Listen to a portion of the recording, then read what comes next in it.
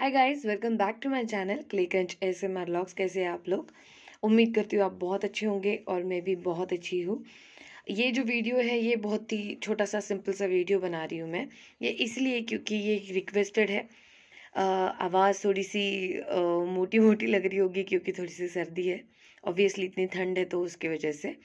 और बहुत शादियों में भी मैंने बहुत मज़े किए हैं और उसकी वजह से थोड़ा सा तबीयत ख़राब है। तो मैं ये बता रही थी, रिक्वेस्ट ये थी कि किसी ने मुझे ये लिखा है, उनका नाम सीमा है और उन्होंने मुझे ये लिखा है कि जो क्लेज़ होते हैं जैसे कि ये है, तो कुछ क्लेज़ जो होते हैं वो थोड़े से कम रोस्ट होते हैं और जो रोड साइड क्लेज़ होते हैं अगर वो हम डायरेक्टली खा लें विदाउट क्लीनिंग, आप समझ रहे बात को, विदाउट क्लीनिंग अगर हम ये क्ले खा लें तो मुँह है ना थोड़ा-सा छिल जाता है। क्योंकि उसके पीछे रीज़न क्या है, मतलब उनका ये कहना है कि कुछ क्लेस जो होते हैं उनसे उनका मुँह नहीं छिलता, लेकिन कुछ मिट्टी ऐसी होती है उनसे उनका मुँह छिल जाता है और फिर थोड़ा-सा भी तीखा सहन नहीं होता, फिर मुँह में छाले आ जाते हैं, तो उसके पीछे रीज़न क्या है? तो सीमा जी, मैं ज़रूर बताऊँगी आपको कि मैंने काफ़ी सारे वीडियोज़ बनाए, उसमें भी ये रीज़न दिया था और अभी भी मैं वही सेम रीज़न आपको दूँगी क्योंकि मैं बहुत एक्सपीरियंस से निकली हूँ।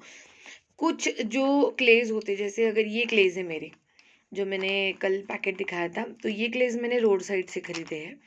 तो ये रोड साइड वाले जो क्ले होते हैं, वो वैसे ही धूप में पड़े होते हैं तो हार्ड हो जाते हैं।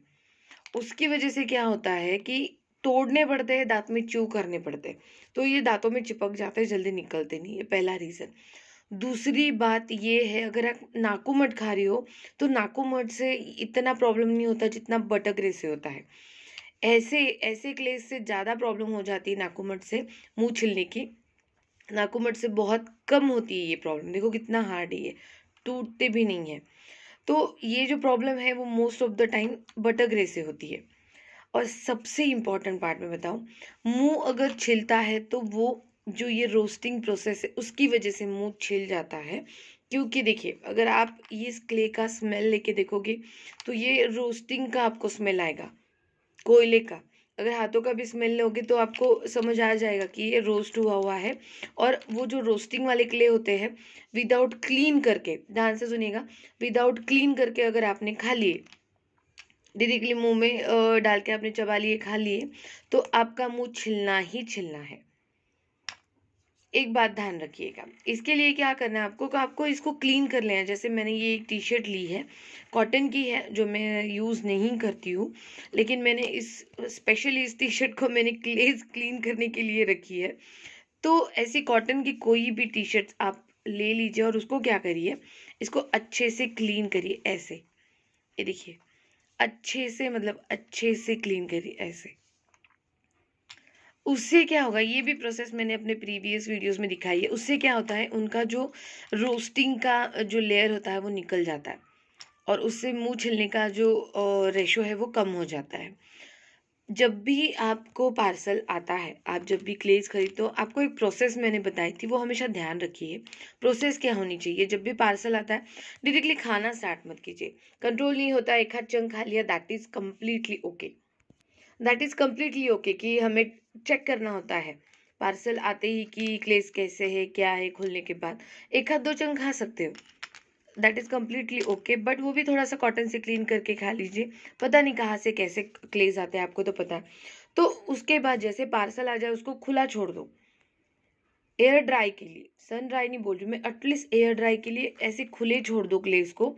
चाहे तो आप प्लेट में, थाली में, न्यूज़पेपर में, ट्रे में निकाल के रख दो और खुले छोड़ दो उनको एटलीस्ट वन डे के लिए। नहीं आपको वन डे रखना है, कम से कम 6 से 7 घंटे के लिए, मिनिमम 5 घंटे तो छोड़िए छोड़िए। उसके पीछे का रीज़न बताती हूँ, उनका जो स्मेल होता है वो निकल जाता है, वो एयर आउट हो जाते हैं तो और फ्रेश लगते हैं। उनका जो टेस्ट है वो रिटेन हो जाता है, that is the best quality of ग्लेज़। तो उससे क्या होता है कि अच्छी टेस्ट आती है। प्लस वो जो दबे हुए थे ऐसे पॉलीथीन में ऐसे होते हैं, तो उनका जो स्मेल है जैसे ही खोलते हैं आपको बहुत स्ट्रॉन्ग भुना हुआ स्मेल आता है। तो वो उसी की वजह से आता है क्योंकि वो पॉलीथीन में पैक होते हैं। और जो होलसेल, सॉरी, जो अपने सेलर्स होते हैं वो भी क्या करते हैं, फ्रेश क्लेस भेजने के पीछे रोस्ट करे हुए या फिर टेम्परली रोस्ट करके आपको भेजते हैं। या फिर एयर ड्राई, सन ड्राई करके भेजते।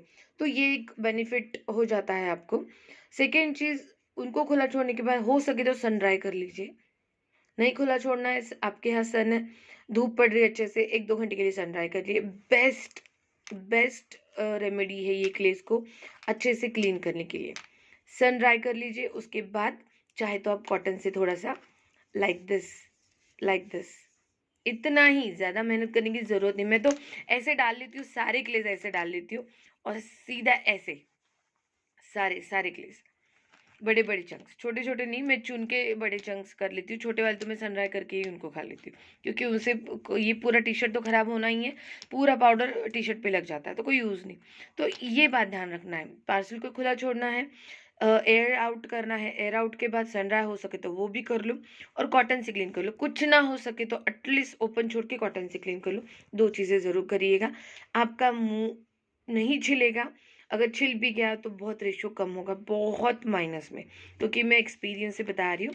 और ये जो ट्रिक मैंने बताई ज़रूर यूज़ करना, आपको ये ज़रूर यूज़फुल होगा। किसी ने कमेंट की थी कि नाखून को वॉश करें।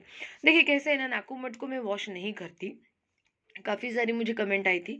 नाखून को वॉश करने से कुछ नहीं होता है, जो मैंने प्रोसेस बताई वो बेस्ट है। नाखून को अगर आप वॉश करोगे तो वो सॉगी हो जाएगा, नाखून को पानी से निकाल के धो के रखोगे तो वो सीधा टूट जाएगा। तो किसी को अगर सॉगी क्लेज़ अंदर से एकदम बहुत नरम-वरम क्लेज़ पसंद है तो वो कर सकते हैं।